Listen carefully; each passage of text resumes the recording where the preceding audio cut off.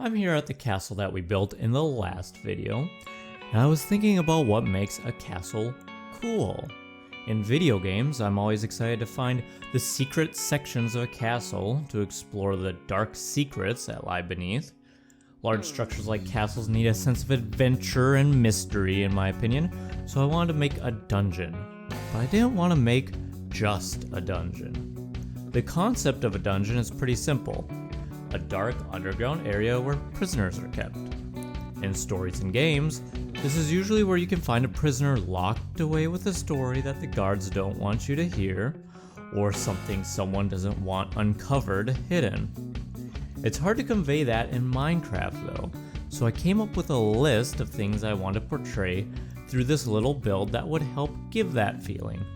Cramped, dark, wet, with a torture chamber, and a secret escape.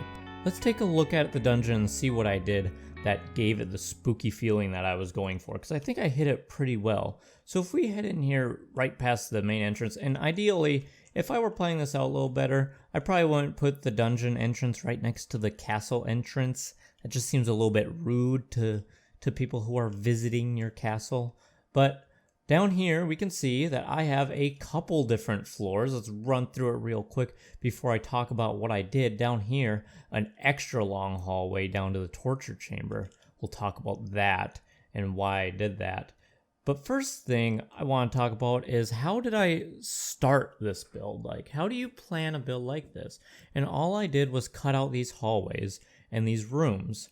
All the rooms being the cells, little squares basically. I wanted the primary thing that I focused on being that everything felt cramped.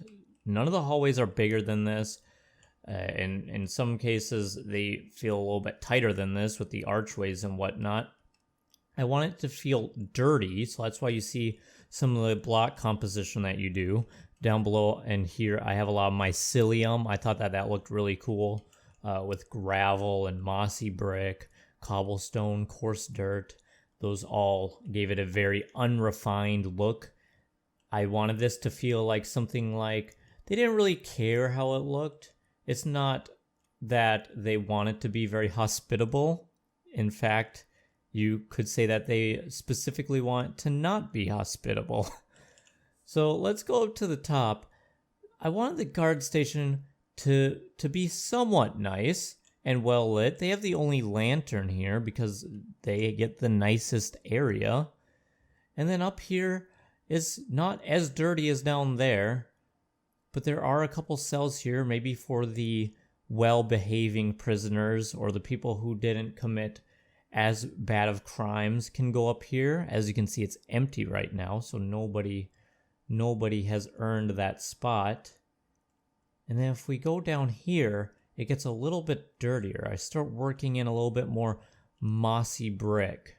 You can see here I got pretty creative with the ways that I lit everything. Most of the lighting is on staunches, but down here it gets pretty dark. In fact, it's probably not well lit enough to stop spawns, but I wasn't too worried about that. If you were putting this in a survival build, you could light it a little bit better. To give everything a dirty feeling, I just kind of used mushrooms and cobwebs, and I just kind of furnished every cell with barrels and cups or pots. Maybe that's what they got their food in for the day. I also gave them like bedrolls made out of carpet, and that's about all that they get. Another cool detail I put in here to give it a wet feeling is I put water blocks above here to get water particles. This definitely feels damp down here. And also in a few spots, I thought maybe I did it up here. Maybe I did it below. Maybe I didn't do it at all. Well, I meant to. I'm pretty sure I did it somewhere. Put some stairs like this, and this is something that you can throw into your builds if you want to look damp and dark. Then we're gonna get a water bucket and put some water in here. It's really hard to see with the shaders, but That just makes it look like there's holes in the floor with little standing pools of water in them. I think it's a pretty cool effect.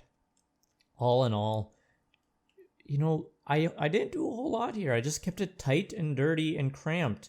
I shoved a couple corners of chests and barrels. I had another one back here along with a banner from the castle.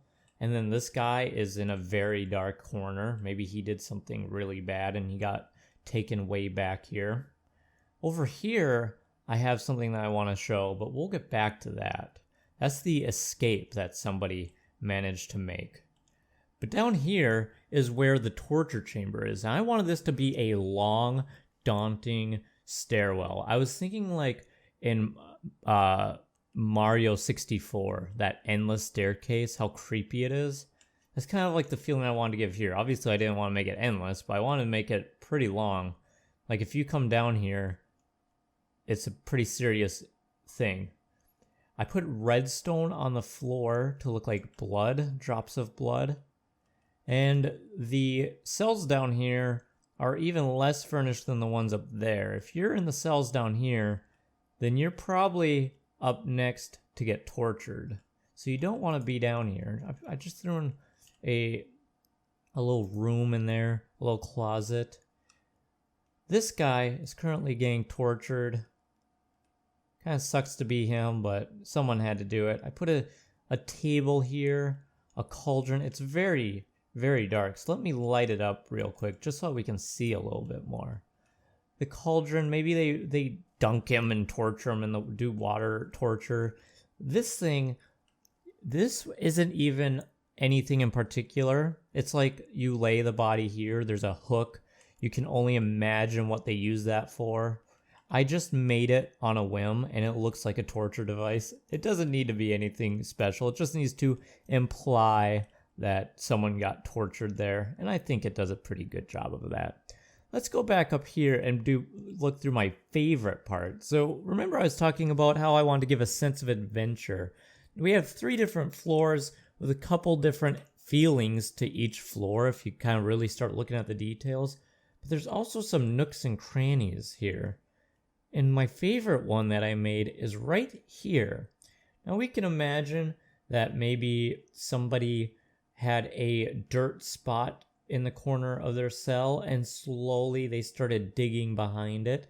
They hit it with the barrel and then the cobblestone looks like it's loose stone that they pushed off to the side. And down here is where they escaped. They go down here. I'm gonna put a couple torches down because it's very dark down here. These are the sewers. I'm gonna light up a little bit better before we talk about this. This is just a tunnel. I think that this looks pretty cool with the water in the steps like this because I didn't want like a full constant stream of water. This isn't that big of a castle, but you can see here where water does come down into it. I had to get a little bit creative with how it would imply that these are sewers. There's some slime and some vines down here. It's a very icky area, but somebody got down here to escape, and you tell a story in your build with that.